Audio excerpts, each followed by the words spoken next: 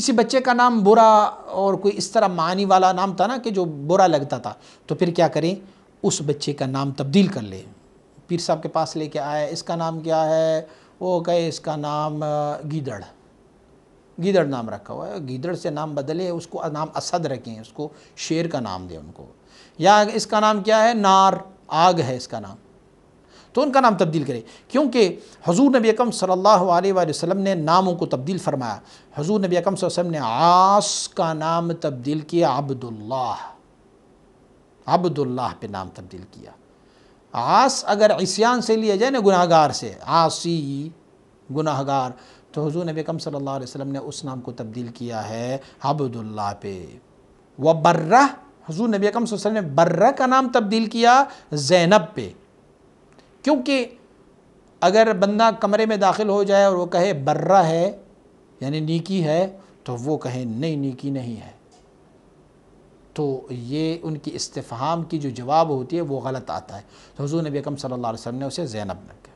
اسی طرح حضور نبی اکرم صلی اللہ علیہ وآلہ وسلم بارک نے منع فرمایا ہوا ہے، نام تبدیل کیا ہے افلح، افلح زیادہ فلاح والا، اس کا بھی اپوزٹ جو ہے وہ معنی پھر غلط ہوگا۔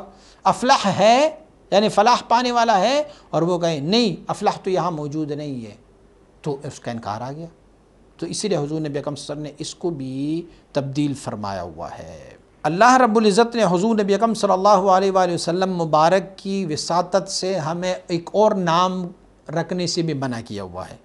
کوئی بھی بندہ اپنا کنیہ، اس میں کنیہ ابی عیسیٰ نہ رکھیں۔ ایک بندے کا نام، ایک بچے کا نام ہو عیسیٰ، اور باپ کہے کہ میں تو اس بچے کا باپ ہوں، اس کا نام عیسیٰ ہے، تو مجھے کہا جائے ابی عیسیٰ، تو اس سے منع کیا گیا ہے، کیونکہ عیسیٰ علیہ نبینا علیہ السلام کا تو کوئی باپ نہیں تھا۔ تو پھر ایک ذہن میں یہ تخریب آ سکتی ہے کہ یہ ابو عیسیٰ ہے، ابی عیسیٰ ہے، تو ابی عیسیٰ کنیہ سے بھی منع کیا گیا ہے۔